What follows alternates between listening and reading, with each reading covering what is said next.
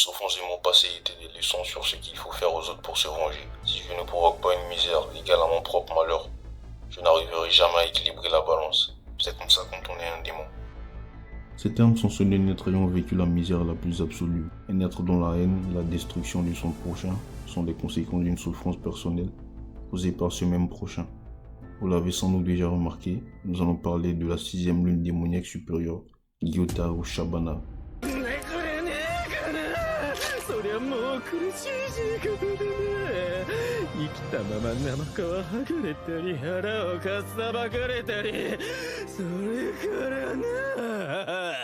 Avant de continuer, n'oubliez pas de vous abonner, de liker, ça fait plaisir et ça donne de la force.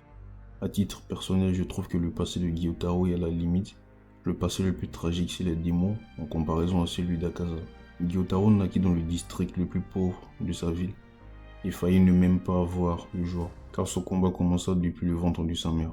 En effet, sa mère essaya de faire des fausses couches lorsqu'elle était enceinte de ce dernier, mais elle finira par naître. Dans son enfance, sa mère continua toujours dans cette logique en le battant régulièrement. Ce n'était pas mis en dehors de la maison, car les gens se moquaient de lui à cause de son apparence physique et de sa voix. Il avait une apparence sale, avec des taches et une voix qui sortait de l'ordinaire. Vivant comme un clochard, il se nourrissait d'insectes et de rats. Plus tard, sa mère donna naissance à une fille d'une beauté exceptionnelle, nommée Ume. Cette beauté fera que même petite, les adultes s'intéressaient à elle.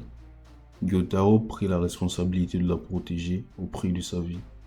C'est à ce moment que Gyotaro, étant enfant, commença à se battre contre des adultes et découvra sa force innée. Il incita sa sœur Ume à se défendre sans hésiter.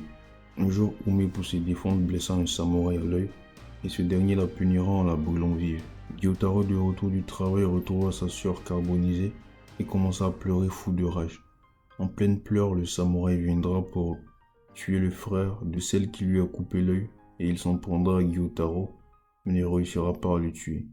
Gyotaro finira par couper la tête du samouraï en deux et prendra le corps de sa sœur carbonisée pour hurler et déambuler dans la vie.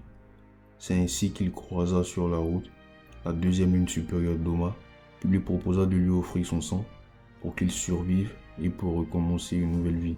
C'est ainsi qu'Ume deviendra Daki et Gyotaro la 6e lune démoniaque. Gyotaro préfère mettre sa sœur en avant et garder un rôle de protecteur en raison de sa beauté, et c'est le rôle qu'il a toujours incarné et qui a donné un sens à sa vie dans le passé. C'est ainsi que lui et Daki incarnent la 6e lune supérieure. Des décennies plus tard, Gyotaro s'est illustré dans le quartier des plaisirs dans un combat contre le pilier Tengen, Tanjiro et ses amis. Ces derniers se sont battus dans un premier temps contre Daki, mais une fois qu'elle fut décapitée, la vraie 6e lune apparut, c'est-à-dire Gyotaro.